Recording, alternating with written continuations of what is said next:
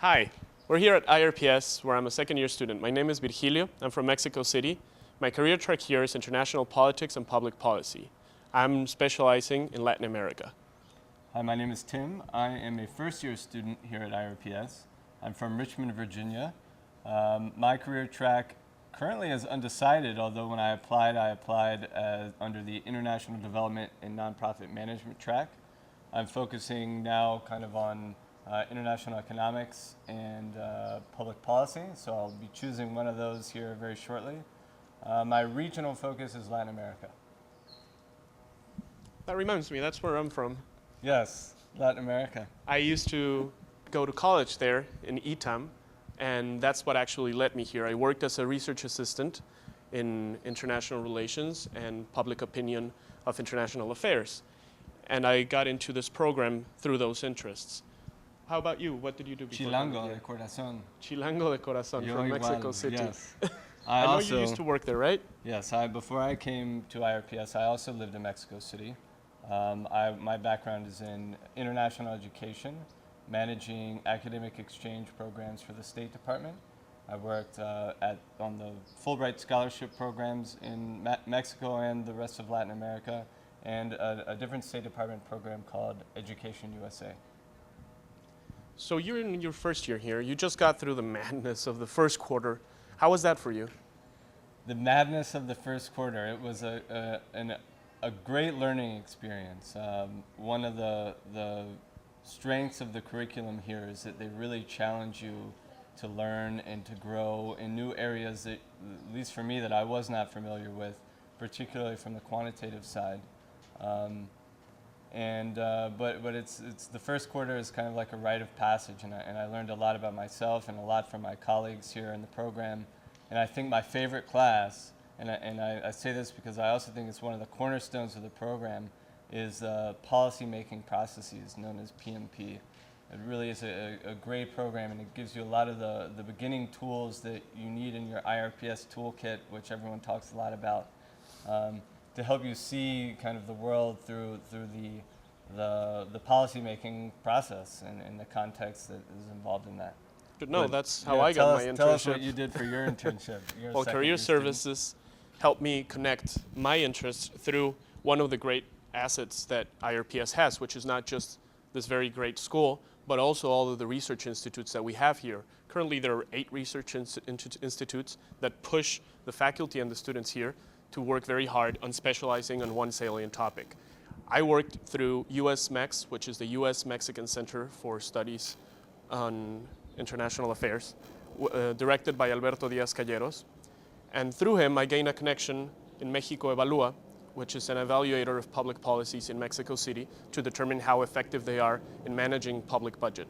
That was a great experience for me, and I could not have achieved the knowledge that I got from there or that opportunity without the expertise that I gained here and the connections, which is another important thing because the alumni network here are very well connected, and we have a great sense of community based on a lot of the activities that we have here. Do you remember that first year, second year soccer game, Tim?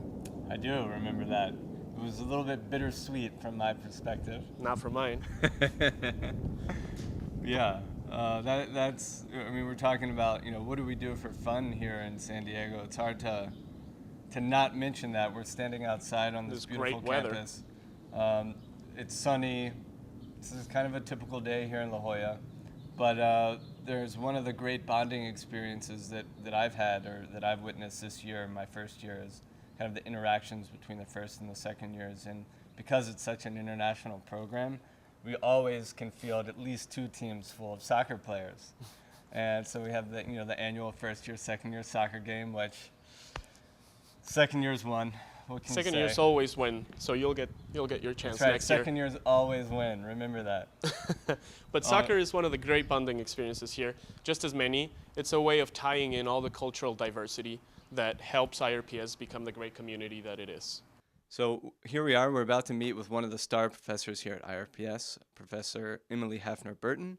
She teaches international law and regulation and human rights, and is a co-director of the Laboratory for International Law and Regulation. So we're here with Professor Emilie Hafner-Burton. Thanks for taking the time to speak with us. Maybe we could just start with you telling us a little bit about yourself, your background. My background, sure. So I was born in Paris. I grew up in France, and then partway in between France and the Midwest. I lived in Madison, Wisconsin for a couple of years. And before I became a professor, I had two professions. I was a professional blacksmith for quite a number of years, and then I also used to work at the United Nations on matters of security. And now here I am. Wow, that's fantastic. I actually, cool. I didn't know that about you. And I've taken your International Law and Regulation class, which is one of the two classes that I know you teach at IRPS, the other one being Human Rights, Public Policy, and International Politics. What do you think is the main takeaway from your courses? The key takeaway from the class on international law and regulation is definitely that power is not the only thing that drives international politics. So no matter why students come into IRPS, whether it be to study in the environmental track or to study nonprofits or to go into the private sector, all these people who are dealing with international relations are at some point going to be dealing with contracts, because we live in a world of institutions and contracts, and that's basically what's defining the relationship increasingly between states but also between non-state actors. So in this course, it's really about the fundamentals of contract design as we think about problems of cooperation and also conflict in international relations. So that's really the key take home. How about the Human Rights course? Human Rights course. This is my favorite course to teach.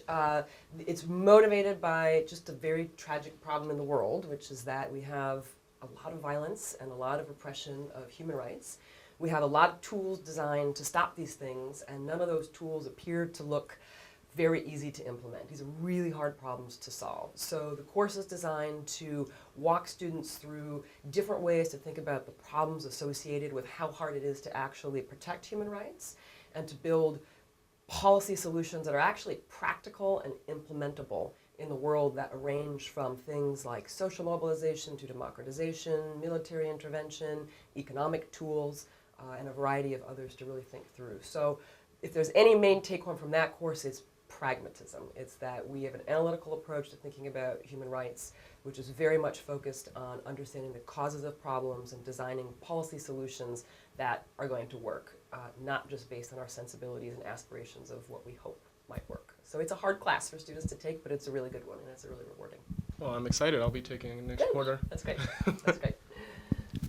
Let's talk a little bit more about research. We know that a lot of the faculty here at IRPS have pretty strong research agendas, and as one of the co-directors in the lab on international law and regulation, this is definitely, I think, a highlight of your work here. Can you tell us a little bit about some of the projects you're working on now? Sure. I'll tell you about 4 things that I'm doing. So I just finished a big book on human rights, which you're going to be reading with me in the human rights course, it sounds like, in the quarter, which should be a lot of fun. And it's all about how to design better policies to solve problems of human rights in a range of countries and a range of problems. So that's a big research program that I've been working on for many years. I have another book that I'm working on right now, which is about election violence, primarily in authoritarian countries, places like Zimbabwe and others that are in stages of development and are holding elections where leaders clearly have no intention or desire to step down and oftentimes resort to violence as a tactic to stay in power. So that's a project that is basically trying to figure out how we design interventions to prevent election violence. And we do a lot of collaboration in that project with actual people in the field. We're doing field experiments, and we do work with election monitors on the ground. So it has a strong policy component. So that's another angle of research. A third angle of research that we do at the lab focuses on corporations, corporate governance, and in particular trying to understand the role that corporate powers play in shaping international relations, from things like lobbying the United States Congress for foreign policy content through processes like adjudication through international investment treaties. So we're doing a lot of work on sort of private actors and the role that they play in shaping international law. And the final one, which is a little bit out there, is really engaged very closely with some of the people in political science who do behavioral economics. And so here we are basically modeling and studying the heterogeneity in decision-maker preferences and really their characteristics and personality traits to see if we can't learn something about international cooperation by actually looking at the characteristics of the decision-makers themselves. So that one's a lot of fun, a little more abstract to it. Yeah. It sounds really interesting, and it's a great opportunity to learn a little about the professors here. What would you characterize, in general, the interactions between faculty and students in IRPS? Here, I would say the interactions are usually very intense, very close, and so far very long-lasting.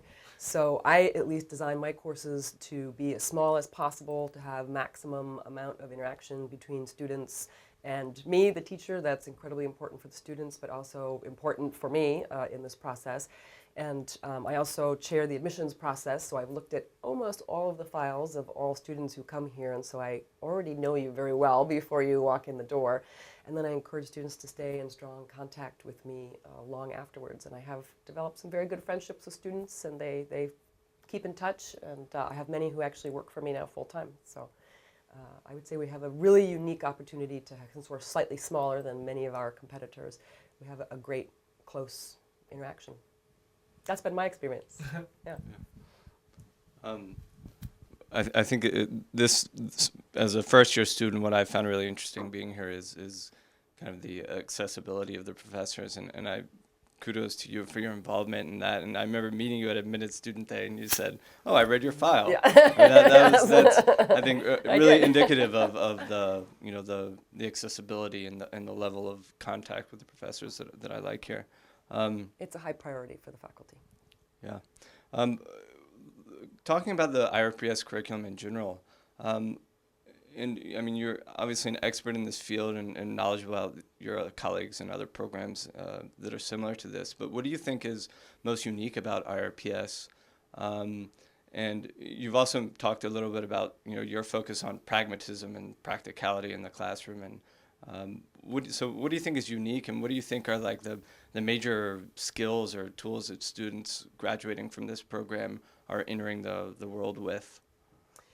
No question that one of the big one is policy evaluation skills, because we're living in a world replete with incredibly difficult problems to solve and that require increasingly complex methods for actually analyzing whether or not policies work.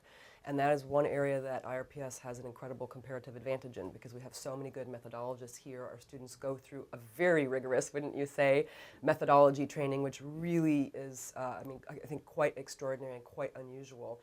And it prepares most of our students to really engage in a highly competitive way in the marketplace with a set of skills that many of our competitor schools don't offer. And that's absolutely crucial to the goal of public policy. So I think that's, for me, that's the most important characteristic of IRPS. Tell us a little bit about maybe some of your recent travels. We know that both you and your husband travel a lot, both for work and for fun.